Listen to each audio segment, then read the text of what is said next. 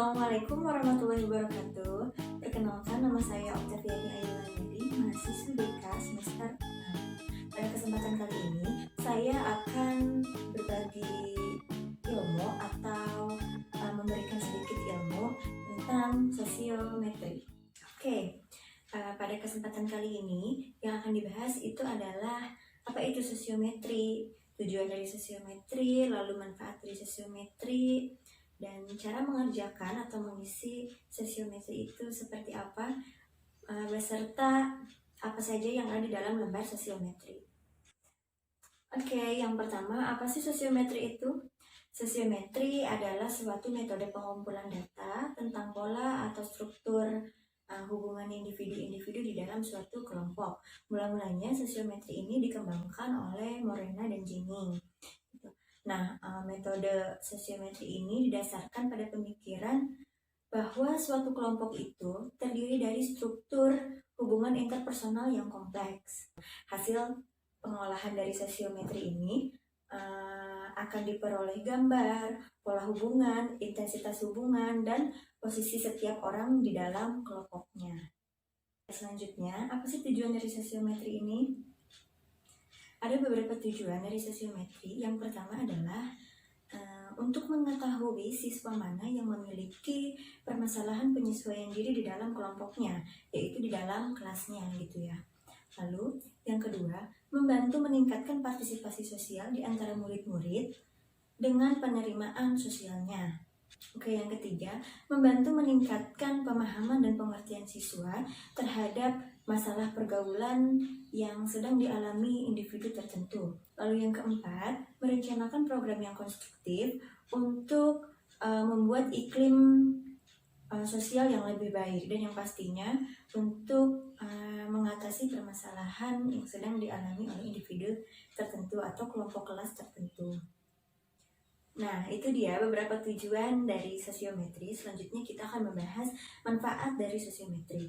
Ada beberapa manfaat dari sosiometri apabila kita mempelajari data dari sosiometri ini. Yang pertama, memperbaiki struktur hubungan sosial para siswa di dalam kelas. Lalu yang kedua, mempelajari akibat praktik-praktik sekolah terhadap hubungan sosial di kalangan siswa tentunya. Lalu yang ketiga, memperbaiki penyesuaian hubungan sosial siswa secara individu, yaitu siswa itu sendiri gitu ya. Yang keempat, mempelajari mutu kepemimpinan dalam situasi yang bermacam-macam.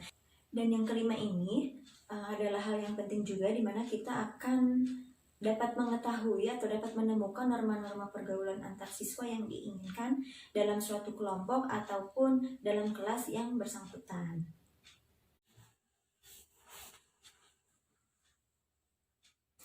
Selanjutnya kita akan membahas apa saja sih yang ada di dalam lembar sosiometri atau lembar instrumen sosiometri yang akan kita sebar nanti ke siswa ataupun murid-murid kita. Di sini saya sudah membawa contoh lembar dari sosiometri yang akan diberikan kepada siswa. Seperti ini. Di dalamnya yang pertama ada judul. Judulnya di sini saya buat sosiometri siswa SMP. Untuk SMP berapa atau di mana itu tergantung nanti kita nyebar instrumen sosiometri ini di mana, dan ada tahun pelajaran. Di sini tahun pelajaran 2019-2020. Lalu setelah itu ada identitas yang perlu diisi oleh siswa atau murid kita nanti. Yang pertama ada nama, kedua ada nomor absen, dan yang ketiga ada kelas berapa mereka gitu ya. Selanjutnya setelah identitas yang harus diisi oleh siswa, ada item pertanyaan. Di sini ada 1, 2, 3, ada 3 buah item pertanyaan yang saya contohkan di sini. Setelah item pertanyaan, di bawahnya itu ada kolom atau ruang untuk jawaban dari siswa. Lalu di bawahnya lagi ada ruang untuk mengisi alasan. Begitupun di nomor selanjutnya, di nomor 2 dan nomor 3. Lalu di bawahnya di sini ada tertera tanggal ya, untuk mengisi tempat dan tanggal. Lalu di bawahnya ada keterangan untuk memberi nama atau tanda tangan dari siswa yang mengisi lembar tersebut. Nah, itu dia beberapa bagian yang ada di dalam sosiometrinya atau di lembar sosiometrinya. Nah, bagaimana cara mengisi atau mengerjakan lembar sosiometri ini? Tentunya sebelum kita menyebar lembar sosiometri ini, terlebih dahulu kita harus memberikan pemahaman kepada siswa kita atau kepada murid kita.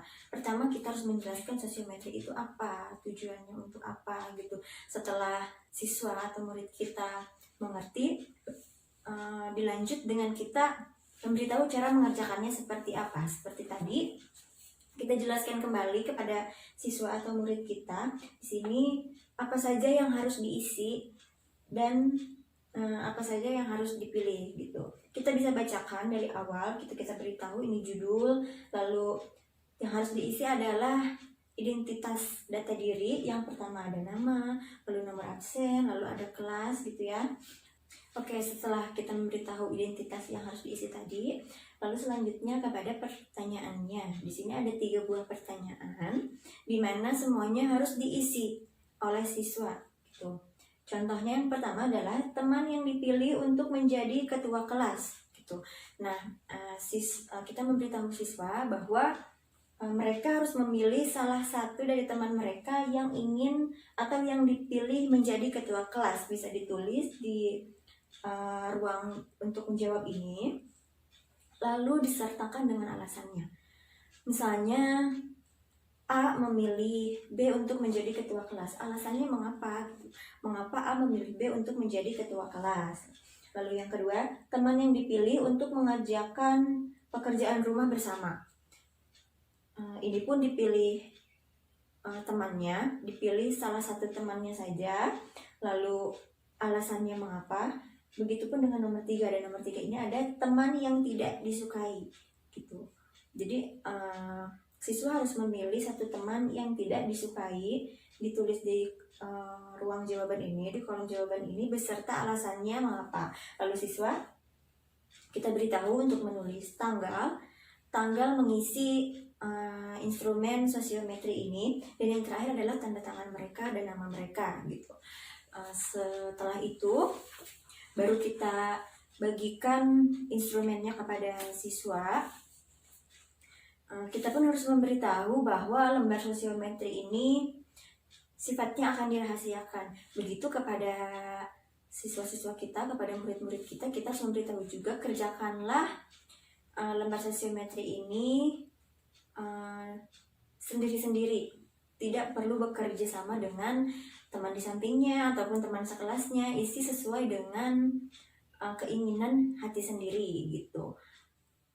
Nah, setelah itu kita sebagai guru atau sebagai pengawas, kita mengawasi bahwa siswa-siswa kita mengisi lembar sosiometri ini dengan benar. Selanjutnya, setelah diberi waktu dan mengisi lembar sosiometri ini, lembar sosiometri bisa kita tarik atau kita kumpulkan kembali. Nah, itu dia sedikit ilmu yang saya berikan. Semoga ilmu yang saya berikan ini dapat bermanfaat untuk teman-teman semua dan masyarakat yang melihatnya juga. Terima kasih sebelumnya. Wassalamualaikum warahmatullahi wabarakatuh.